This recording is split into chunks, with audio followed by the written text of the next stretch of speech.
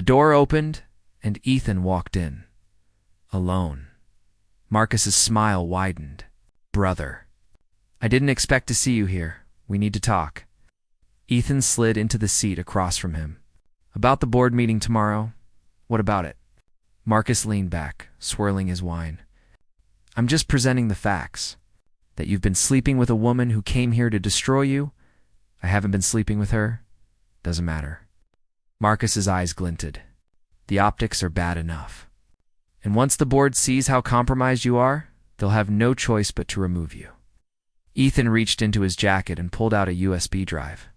He set it on the table between them. "What's that?" Marcus's smile faltered. "Evidence." Ethan's voice was steel. "Of your attempt to sell company secrets to Blackwell Industries 3 years ago? Bank transfers, emails, recordings of your conversations with their CEO." Marcus's face went pale. "If you go to that board meeting tomorrow," Ethan continued, his voice low and dangerous, "I release this. And you don't just lose your position. You go to prison." Marcus's hands trembled. "You wouldn't. It would destroy the company. Try me." For a long moment, they stared at each other. Then Marcus grabbed the USB drive and stood. "You win this round," he hissed. "But this isn't over." "Yes, it is." Ethan's voice was final. "Stay away from me. Stay away from Sophia, or I bury you." Marcus left without another word. Ethan sat alone in the dim light of the restaurant, his heart pounding. It was done. But when he returned home, Sophia was waiting for him in the foyer, her face ashen. "What's wrong?" he asked immediately. She held out her phone, her hands shaking. "Marcus sent this 10 minutes ago." Ethan took the phone and read the message. "You think you've won? Check your precious maid's bank account. See where the money's really been going?" His blood turned to ice. "What is he talking about?" he demanded. Sophia's eyes filled with tears. "I need to tell you something. Something I should have told you from the beginning." The words hung in the air like poison. Ethan's grip tightened on the phone, his knuckles white. "What did you do?" Sophia's voice cracked. "Daniel's sister? Emma. She's still alive. Still fighting leukemia? And when he died, the bills didn't stop. They just kept coming. Hundreds of thousands of dollars. So you took the job here?" Ethan's voice was dangerously quiet. "To steal from me? No." Tears streamed down her face. "I took the job to get close to you. To find something I could use. But I never took a single dollar from you. I swear." "Then what is Marcus talking about?" Sophia's shoulders shook. "I've been sending money to Emma. Every paycheck. Every dollar I could spare. And last month, when it wasn't enough, I borrowed from a loan shark. Marcus must have found out. Must have made it look like I was embezzling." Ethan stepped back, his face a mask of stone. "Show me your bank records. Ethan, show me." With trembling hands, Sophia pulled up her banking app and handed him the phone. He scrolled through months of transactions, deposits from her paycheck, transfers to a medical fund, withdrawals from a high-interest loan, no deposits from his accounts. Nothing stolen, but there, buried in the recent transactions, was a single deposit. $50,000. From an offshore account linked to Carter Enterprises. Ethan's jaw clenched. "When did this happen?" "I don't know." Sophia's voice was barely a whisper. "I didn't put it there. I swear on my mother's life." Marcus said the name was a curse on Ethan's lips. "He planted it. Made it look like you've been stealing." Sophia sank into a chair, her head in her hands. "He's setting us both up." Ethan's mind raced. "The board meeting. He's going to present this as proof. Proof that you've been embezzling and that I've been covering for you because we're involved. We're not involved, aren't we?" The question stopped her cold. She looked up at him, and in his eyes, she saw something that terrified her more than Marcus's schemes. She saw the truth. "This isn't about revenge anymore," Ethan said quietly. "Is it?" Sophia's breath caught. "I don't know what it's about." "Yes, you do." He moved closer, his voice dropping. You came here to hurt me. But somewhere along the way, you stopped wanting to, and that terrifies you. Don't. Her voice broke. Don't make this into something it's not. Then tell me what it is. He knelt in front of her, forcing her to meet his gaze. Tell me you don't feel this? Tell me it's still just revenge. And I'll walk away right now. Sophia's hands trembled. I can't. Can't tell me. Or can't lie. A sob tore from her throat. Both. Ethan's hand found hers, his grip warm and solid. Then we fight this together. How? She wiped at her tears. Marcus has evidence that makes me look guilty. If we go to that meeting, they'll destroy both of us. Ethan stood, pacing. Then we don't go to the meeting. We go to Marcus. And we end this with what? You already used your leverage. No. Ethan's eyes hardened. I used one piece of leverage. But Marcus has been dirty for years. There's more. There has to be. Sophia stood, her jaw set. Then we find it. Tonight. They spent the next 6 hours in Ethan's private office, combing through years of financial records, emails, and encrypted files. The city outside the window shifted from darkness to the gray light of dawn, and then they found it. Oh my God. Sophia's voice was hollow. Ethan, look at this. He leaned over her shoulder, scanning the document on the screen. It was a contract. Dated 5 years ago, a deal between Marcus and a shell company in the Cayman Islands. What am I looking at? Ethan asked. Sophia pointed to a name buried in the fine print. This shell company. It's owned by Blackwell Industries. The same company Marcus tried to sell secrets to. Ethan's blood ran cold. He's been working with them for 5 years. Long before I caught him. It's worse than that. Sophia scrolled through more files. Look at the amounts. He's been siphoning money from Carter Enterprises for years. Millions of dollars. Funneling it through offshore accounts, enough to put him away for decades. Ethan's voice was grim. But if we release this, it tanks the company. Investors will pull out. Stock prices will crash. Sophia turned to face him. Then we don't release it publicly. We show it to Marcus. We force him to step down quietly, disappear. Oh. He'll never agree to that. He will. Her eyes hardened, because the alternative is prison. And men like Marcus are too proud to survive that. At 8 a.m., they walked into Marcus's penthouse unannounced.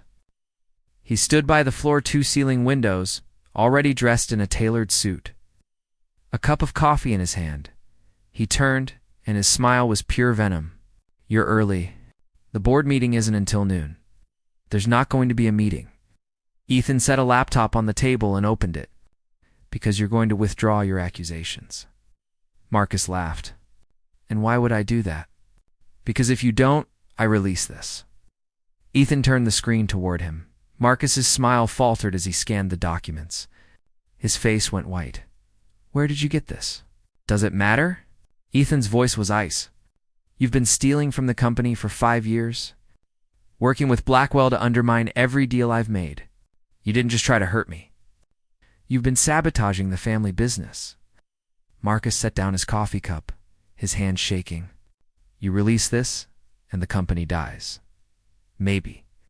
Ethan leaned forward. Or maybe I frame it as a rogue executive acting alone. A cancer I cut out before it spread. Either way, you're done. You can't prove I acted alone. Yes, I can. Sophia stepped forward, her voice steady. Because I'll testify. I'll tell the board everything. How you planted evidence in my account. How you tried to frame both of us. And I'll back up Ethan's story. Marcus's eyes narrowed. Why would you do that? He destroyed your fiancés because he saved my mother. Sophia's voice was steel. And because unlike you, he's capable of change. For a long moment, Marcus stared at them both. Then his shoulders sagged. What do you want? You resign. Ethan's voice was final. Effective immediately. You sell your shares and disappear. And you never come near me or Sophia again. And if I refuse, then I go to the board. And you go to prison. Marcus's jaw clenched. You're making a mistake. The only mistake I made was trusting you. Ethan turned toward the door. You have until noon to resign. After that, all of this goes public. They left Marcus standing alone in his penthouse, the city sprawling beneath him like a graveyard. Outside, Sophia leaned against the wall, her legs shaking. Is it over? It's over. Ethan exhaled slowly. He'll resign. He's too much of a coward to risk prison. Sophia looked up at him, and for the first time in weeks, she felt something like hope. What now? Ethan's eyes softened. Now we figure out what comes next. But before he could say more, his phone rang. He glanced at the screen, and his face went pale. It's the hospital. His voice was tight. Your mother. Sophia's world tilted. No, she was stable. They said she was stable, Ethan answered, his expression darkening with every word. When he hung up, he turned to her, and she saw the truth in his eyes before he spoke. There were complications from the surgery. Internal bleeding. She's in critical condition. Sophia's knees buckled. Ethan caught her, holding her as sobs tore from her chest. I need to get there. Her voice was broken. I need to see her. I'll drive you. They ran. But in the back of Ethan's mind, a single thought echoed like a warning. This isn't over. Not yet. When they arrived at the hospital, the doctor met them with grave eyes. Miss Bennett, I'm sorry. Your mother's condition is deteriorating rapidly. We've owned everything we can, but what? Sophia's voice was a scream. Not if you testify. With your statement and the others, we can make sure he never does this again. Fear flickered across Sarah's face. He'll come after me.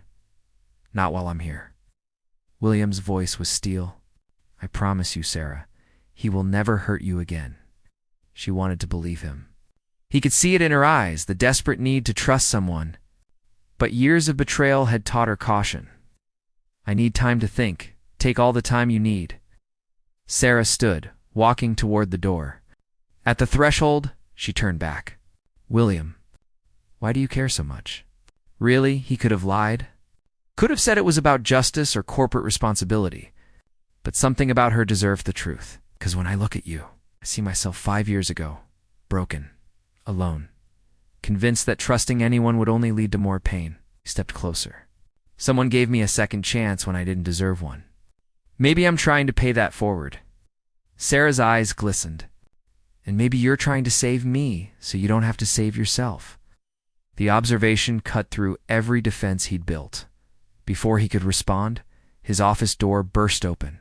Mark stood there, his face flushed with anger. Sarah, my office, now. She doesn't work for you anymore, William said coldly. Mark's eyes darted between them and understanding dawned. So that's how it is. The big boss playing hero. He turned to Sarah with venom. You think he cares about you? He'll use you and throw you away, just like he does everyone else. Get out. William's voice was deadly quiet. Or what? You'll fire me? I have friends on the board. Hart. Friends who know where all the bodies are buried. Mark smiled cruelly, including yours. Sarah's hand found William's arm. Don't. But William was already moving forward when Mark pulled out his phone, showing them the screen. Photos of William and Sarah at the cafe, walking together. Standing too close outside the store? One click, and these go to every media outlet in the city. CEO secretly dating his employee while investigating harassment claims? The irony is delicious. William's blood ran cold. Not for himself, but for what this would do to Sarah. Mark leaned in close. Back off. Hart, or I'll destroy you both. The photographs glowed on Mark's phone screen like evidence of a crime that hadn't been committed yet. William's jaw clenched, every instinct screaming to tear the phone from Mark's hand. But Sarah's grip on his arm tightened, holding him back. You're bluffing, William said, his voice controlled despite the rage boiling beneath. Mark's smile widened.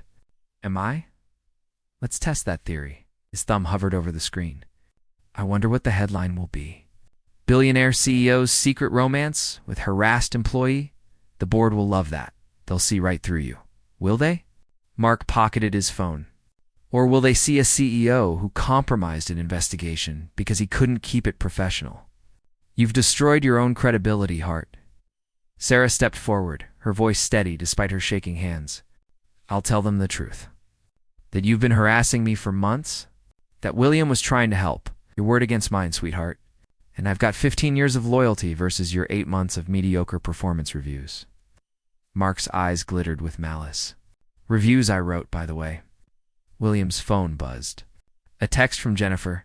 Emergency board meeting called. Arsher minutes. You need to see this. Mark noticed William's expression. Ah, they've already seen the preview. I sent it to Richard Graves this morning. Richard Graves. Board chairman and Mark's old college roommate. Plan this? William said quietly. I've been planning this since you started your little undercover adventure.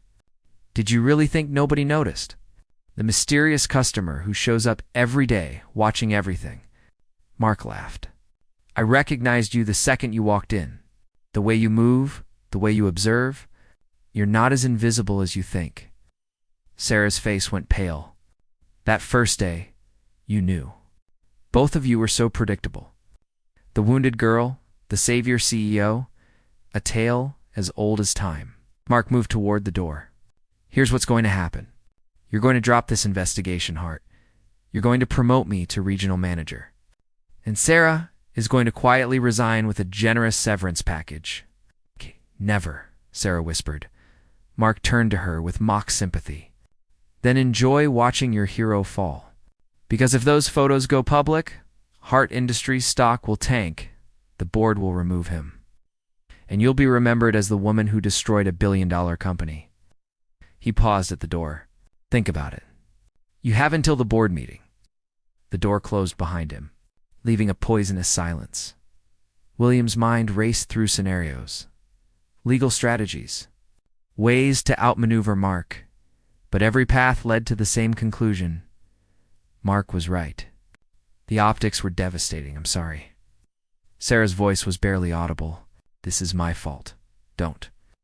William turned to her, cupping her face in his hands. This is not your fault. Mark is a predator, and he's been playing this game longer than either of us realize.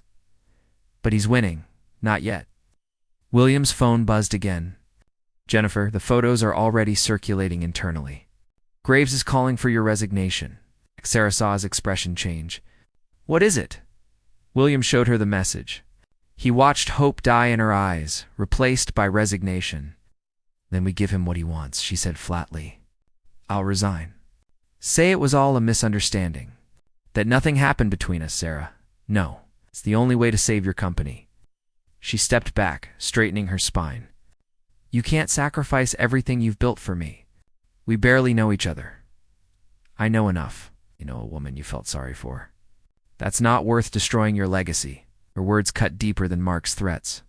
Is that really what you think this is? Pity. Sarah's eyes glistened. What else could it be? You're William Hart. I'm nobody. You're not nobody to me. The confession hung between them. Too raw, too soon, too dangerous. Before Sarah could respond, Jennifer burst through the door, her face ashen.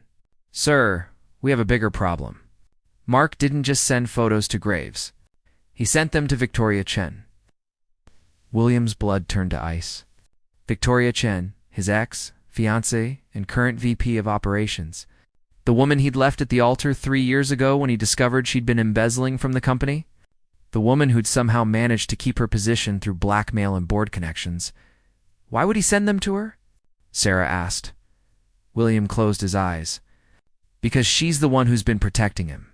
She's the one who buried the harassment claims. The pieces fell into place with sickening clarity. Mark and Victoria had been working together, building a case against him while he'd been blind to it all. Jennifer's phone rang. She answered, her face growing grimmer. It's worse.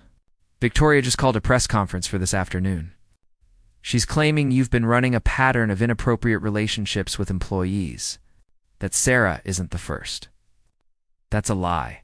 Sarah's voice rang out. It doesn't matter if it's true, Jennifer said gently. The damage will be done before we can disprove it.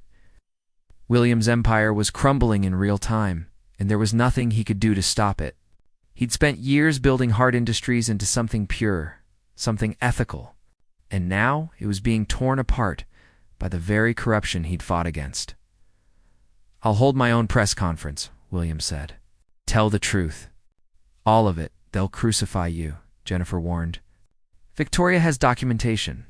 Forged emails. Manufactured evidence of other affairs. She's been planning this for years." Sarah grabbed William's arm. "Then let me fall on the sword. I'll say I seduced you. That I manipulated the situation? Absolutely not. Why?" Tears streamed down her face. "Why are you so willing to lose everything for me?" William pulled her close, his forehead resting against hers. "Because for the first time in 3 years, I feel something other than emptiness. Because when I look at you, I see someone worth fighting for. Because maybe, just maybe, saving you means saving myself too." "You don't have to save me, I know." His voice was rough with emotion. "But I want to." The moment shattered when the office door opened again. Victoria Chen stood there, immaculate in a white suit, her smile sharp as broken glass. "How touching," she said, her voice dripping with false sweetness. "The great William Hart, brought down by his own weakness." She held up a tablet. "The press is gathering downstairs. I'm about to tell them everything. About your inappropriate relationships, your corruption, your lies. You're the corrupt one," William said coldly. "Prove it." Victoria's smile widened. "Oh wait, you can't. I made sure to erase every trace years ago. Face it, William. You chose the wrong woman to love. Again." Sarah stepped forward, her fear replaced by something fiercer. "He didn't choose wrong. You did. When you decided to protect a monster like Mark. Mark is a means to an end. He gave me the ammunition I needed to destroy William. Though I must thank you, Sarah. You made it so much easier than I expected." The words hit Sarah like a physical blow. "What? Did you really think your hiring was random? I recruited you specifically. Young, vulnerable, exactly Mark's type. I knew he wouldn't be able to resist." Victoria tilted her head. "You were bait, darling, and you played your part perfectly." Sarah's knees nearly buckled. William caught her, fury radiating from every pore. "You used her. Set her up to be harassed just to get to me? Collateral damage." Victoria shrugged. "Though I admit I didn't expect William to fall for you. That was an unexpected bonus." She checked her watch. "I have a press conference to attend. You two should watch. It'll be quite the show." She turned to leave, but Sarah's voice stopped her. "What if I have proof? Proof of what you did?" Victoria turned slowly. "You're bluffing." Sarah pulled out her phone with shaking hands. "Mark likes to brag when he drinks. Last week, he told me everything at the bar across from the store. About how you planted me there. About the others. About the money you've been stealing." She held up the screen. "I recorded it all." The color drained from Victoria's face. William stared at Sarah in shock. "You knew? This whole time?" Sarah's eyes met his, and in them, he saw the truth. She'd been playing a game of her own. "I'm sorry," she whispered. "I didn't know if I could trust you." The silence in the office was suffocating. William stared at Sarah, betrayal and confusion warring across his face. Victoria's perfect composure cracked, her eyes darting between Sarah's phone and the door. "Let me hear it," William said quietly, his voice devoid of emotion. Sarah's hand trembled as she pressed play. Mark's slurred voice filled the room, boastful and cruel. "Victoria's a genius, you know? She picked you special. Said you had that broken bird look that Hart can't resist. We just had to push the right buttons. Make him play hero. And boom, we got him." Mark's laugh on the recording made Sarah flinch. "The best part? When this all comes out, Hart loses everything. The company, his reputation, his precious integrity, and Victoria gets to watch him burn while she takes over. She's been waiting 3 years for this." The recording ended. Victoria's mask had fully shattered, her face twisted with rage. "That proves nothing," she hissed. "It's inadmissible. Recorded without consent. In this state, only one party needs to consent." Jennifer interjected quietly. Sarah's covered legally. William still hadn't looked at Sarah. His jaw was clenched so tight she could see the muscle twitching. How long have you known? His voice was ice. Since the second week, Sarah whispered. Mark got drunk after a store event. Started bragging about the plan.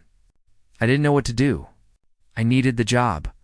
I needed proof, and I didn't know who to trust. You could have trusted me, could I? Sarah's voice broke.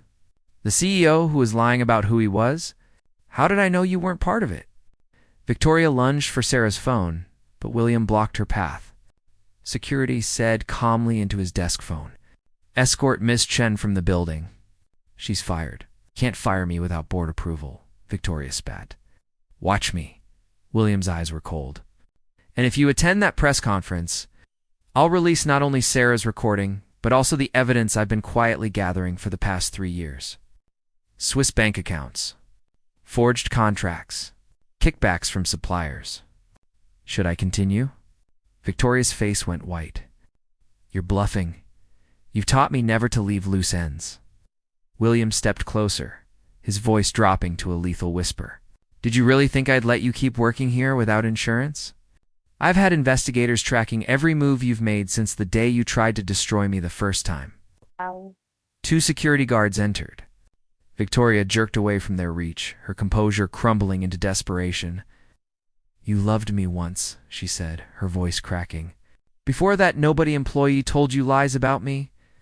You stole from my company, from charities we funded, from people who needed that money. William's voice didn't waver. That's not a lie. That's who you are.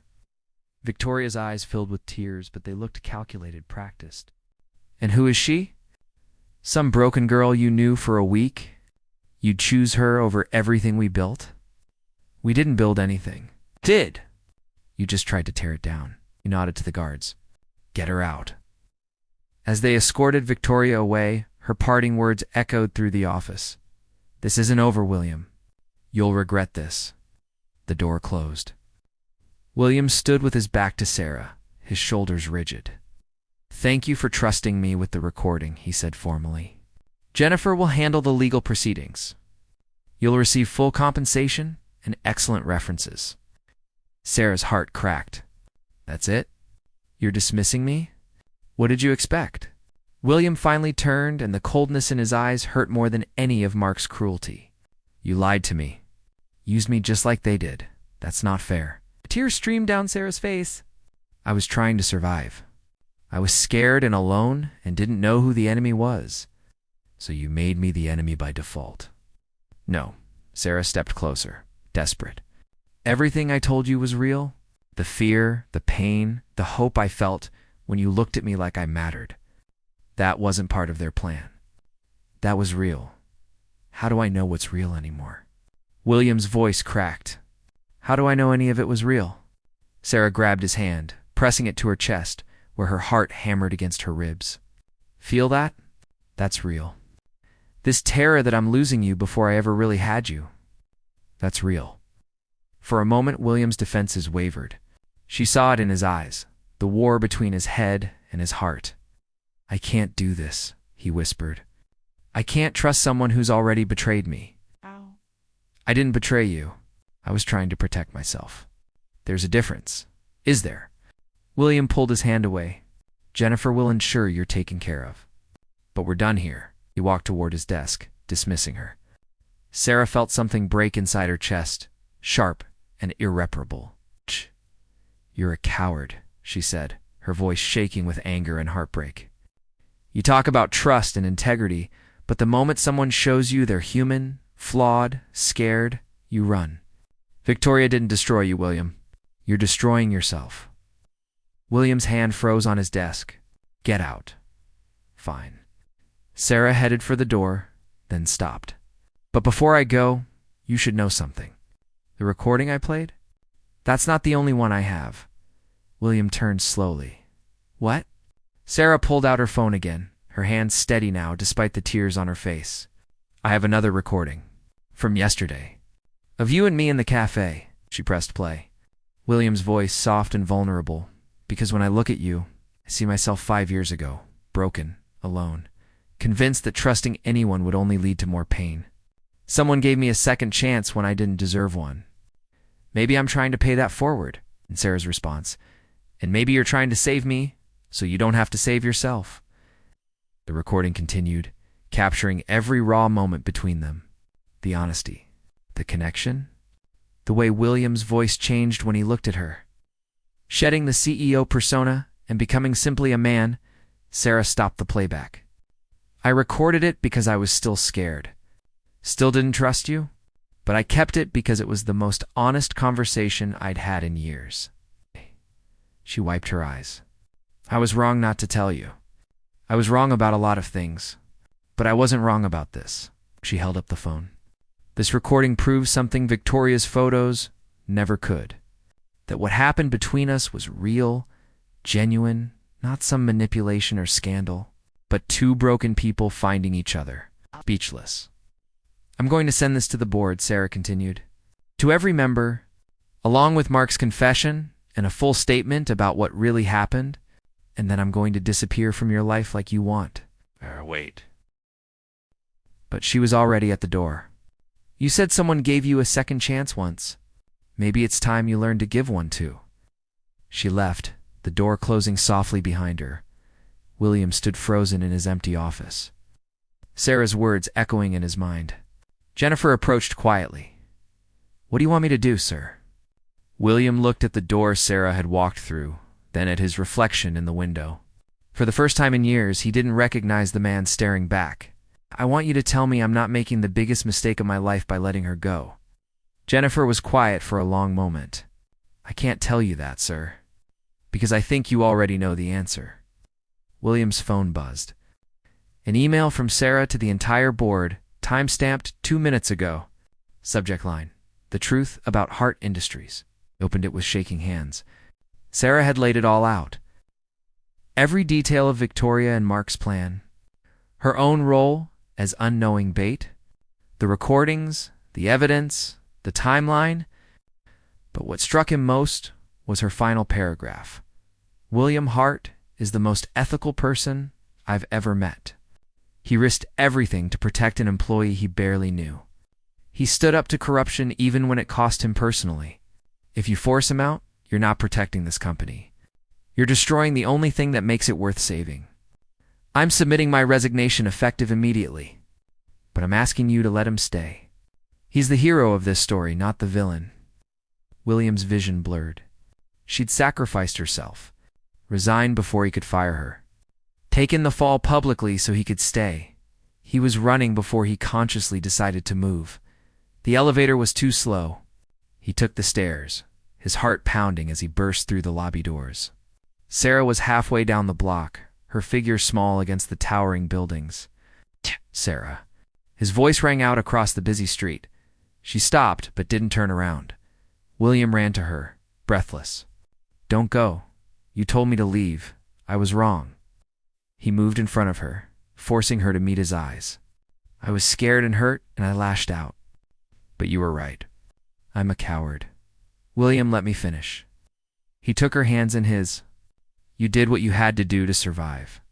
You gathered evidence and protected yourself and still found the courage to trust me with the truth. That's not betrayal. That's survival. And I'm sorry I made you feel like you had to choose between protecting yourself and trusting me. Sarah's tears fell freely now. I should have told you sooner. Maybe, but I should have created a company where you felt safe enough to come forward in the first place. He cupped her face gently. I've spent 3 years building walls to protect myself. And in 1 week, you've made me want to tear them all down. That's terrifying. It is, he agreed. But it's also the most alive I've felt in years. Sarah smiled through her tears. What happens now?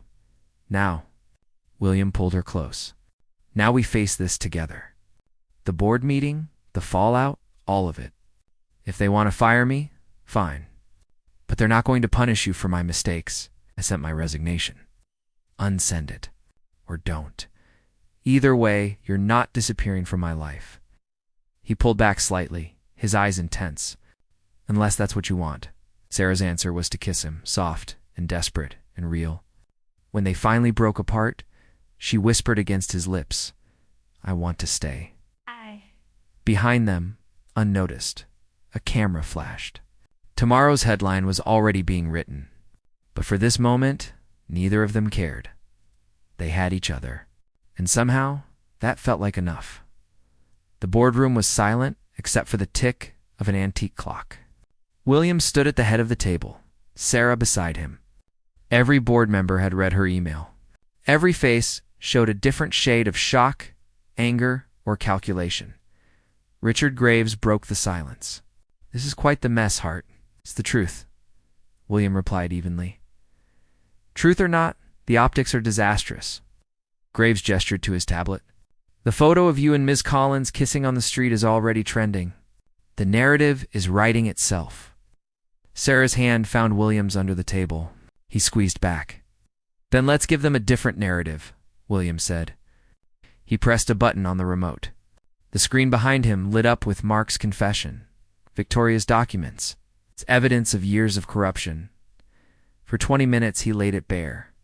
Every scheme, every buried complaint, every dollar Victoria had stolen. When he finished, the silence was heavier than before. "This proves Victoria and Mark's guilt," said Margaret Chen, the board's longest-serving member. "But it doesn't address your relationship with Ms. Collins." "You're right," William acknowledged. "I should have disclosed it immediately. I should have recused myself from the investigation. I made mistakes, so resign," Graves said flatly. "No," the word hung in the air. Margaret leaned forward, interested. "You're refusing?" "I'm refusing to let corruption win. Victoria wanted me gone, so she could gut this company. Mark wanted power without accountability. If I resign, we send a message that their tactics worked." William's voice hardened. "I won't do that, but the scandal will pass. What won't pass is the precedent we set today. Do we protect integrity or appearance? Do we stand by our values or fold under pressure?" Graves scoffed. "Easy words when your personal life is on the line." "You're right," Sarah said, speaking for the first time. Every head turned toward her. "It is personal." William risked his career to stop a predator. He could have looked the other way. Most people in his position would have, but he didn't. "Ms. Collins," Graves began, but Sarah cut him off. "I'm not finished. You all knew. Maybe not about Mark specifically, but about the culture that allowed him to thrive. 7 women left this company in fear, and nobody asked why. Nobody cared. Until William did." "This is inappropriate," Graves started. "What's inappropriate is that I had to secretly record my harasser because I knew nobody would believe me otherwise." Sarah's voice shook with controlled fury. "What's inappropriate is that Victoria Chen committed fraud for years, and you all looked the other way. What's inappropriate is that you're considering firing the one person who actually tried to fix things." Margaret was nodding slowly. "She has a point, Richard. She's emotional," Graves dismissed. "She's right," Margaret corrected. "And if we fire William, we're admitting that image matters more than ethics. I didn't join this board to be complicit in that." Other board members shifted uncomfortably. The tide was turning, but Graves wasn't done. "What about the relationship?" "A CEO dating an employee? That's I quit," Sarah interrupted. "Effective immediately. Problem solved." "Sarah, no." William turned to her. "You don't have to do this?" "Yes, I do." She met his eyes, and he saw the resolve there. "Not because I'm ashamed. Not because we did anything wrong. But because I won't be the reason you lose everything you've built. You're my reason to keep building." The words were soft, but in the silent boardroom, everyone heard them. Graves made a disgusted sound. "This is exactly why relationships in the workplace are complicated," Margaret finished, "but not inherently wrong. My husband and I met when he was my intern 30 years ago. Should I have let him go because of what people might think?" Graves sputtered. The other board members looked uncomfortable, several nodding in agreement with Margaret. "This is different," Graves insisted. "The power dynamic was navigated carefully and documented." Jennifer's voice came from the doorway. She wheeled in a cart stacked with folders. "I've spent the last 2 hours compiling everything. Every interaction between Mr. Hart and Ms. Collins, every email, every meeting, all above board, all appropriate. She distributed folders to each board member. You'll also find documentation of Mr. Hart's attempts to report his findings through proper channels. Multiple emails to HR, legal, even to this board. All ignored or deflected. Graves's face reddened as he flipped through the pages. The question isn't whether Mr. Hart handled his personal life appropriately, Jennifer continued. It's why the systems meant to protect employees failed so spectacularly that he had to go undercover in his own company to discover the truth. The room fell silent again. William watched his board members reading, their expressions shifting from skepticism to shame. Finally, Margaret spoke. I move that we retain William Hart as CEO, that we launch a full investigation into our HR and legal departments, and that we implement new policies to ensure nothing like this happens again. Second, another board member said immediately. All in favor? Margaret asked. Hands rose around the table. Not all of them, but enough. Graves sat with his arms crossed, his face thunderous. You're making a mistake, he said. Perhaps Margaret replied, but it's the right mistake to make. Graves stood abruptly. Then I resign from this board. I won't be part of this circus. That's probably for the best, Richard, Margaret said gently. Given that you're Victoria's cousin and knew about the embezzlement. Graves froze. That's absurd. It's documented. Jennifer found the emails. Margaret's voice was sad. You helped Victoria hide her crimes because she's family. I understand the impulse, but you chose wrong. Graves looked around the room, seeing no allies. He grabbed his briefcase and stormed out. The door slammed. The remaining board members exhaled collectively. Well, Margaret said dryly, that was dramatic. Motion carried. William stays. She turned to Sarah. As for you, Miss Collins, your resignation is rejected. Sarah blinked. What?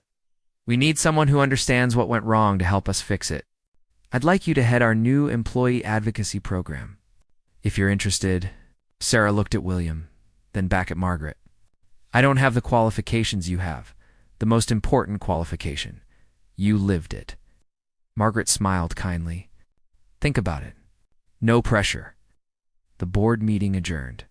One by one, members filed out, several pausing to shake William's hand or whisper words of support. Soon, only William, Sarah, and Margaret remained. That was a hell of a gamble, William, Margaret said. You could have lost everything, I know. Was it worth it? William looked at Sarah, at the woman who challenged him, trusted him, saved him in ways he was still discovering. Yes, he said simply. Margaret smiled. Good, because the next few months will test that conviction. She gathered her things. The press will be brutal. The company will face scrutiny. Your competitors will circle like sharks. We'll handle it, Sarah said quietly. Margaret paused at the door. I believe you will. Oh, and William. Next time you want to go undercover, maybe just read the employee feedback surveys? She left, her laughter echoing down the hall. Sarah turned to William, suddenly nervous now that they were alone. So, we kept our jobs. Seems like it, and we're together. Officially, if that's what you want. Sarah stepped closer, her hands finding his chest. I want that, but I'm scared. Me too. What if we're terrible at this? What if we crash and burn? William pulled her close, resting his forehead against hers. Then we crash and burn together. But Sarah, I've been playing it safe for years, and it never made me happy. You make me happy, even when I'm lying and recording you. Especially then. Keeps me on my toes, she laughed, the sound breaking through the tension. William kissed her, soft and sure. A promise of all the messy, complicated, beautiful things to come. When they finally pulled apart. The sun was setting through the boardroom windows, painting everything gold. What now? Sarah asked. Now. William smiled. Now we go downstairs and face the reporters together. Show them we're not hiding. That sounds terrifying. It does. But so did walking into my office yesterday, and you did that anyway. Sarah took his hand, their fingers intertwining. Together? Together. They walked toward the elevator, toward the cameras and questions, an uncertain future. Behind them, the empty boardroom held the ghosts of battles fought and won. Ahead lay new challenges, new complications, new reasons to fight. But for the first time in years, William wasn't facing them alone, and for the first time in her life, Sarah wasn't just surviving, she was living. The elevator doors closed on their reflection. Two people who'd found each other in the wreckage of their separate hurts, building something new from the broken pieces. Outside, the city lights flickered on one by one, indifferent to human drama, constant in their glow. 3 months later, William stood in a rebuilt flagship store. The new manager, carefully vetted, smiled genuinely at customers. The sales associates laughed during their break. The atmosphere was different. Better Sarah appeared at his side, a clipboard in hand. The employee survey results are in. Satisfaction is up 40%. Good, and there's something else. She handed him a letter. From Elena Rodriguez.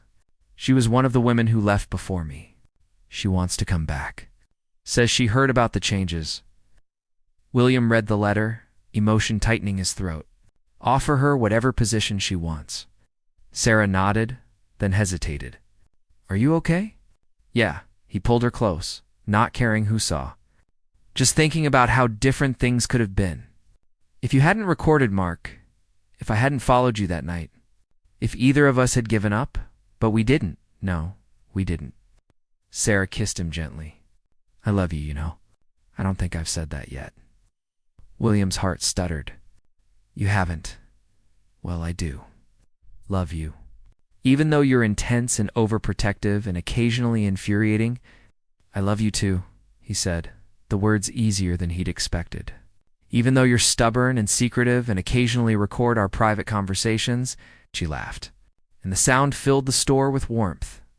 They stood together in the space where it all began, where fear and courage had collided, where two broken people had decided that maybe, just maybe, they could be whole together.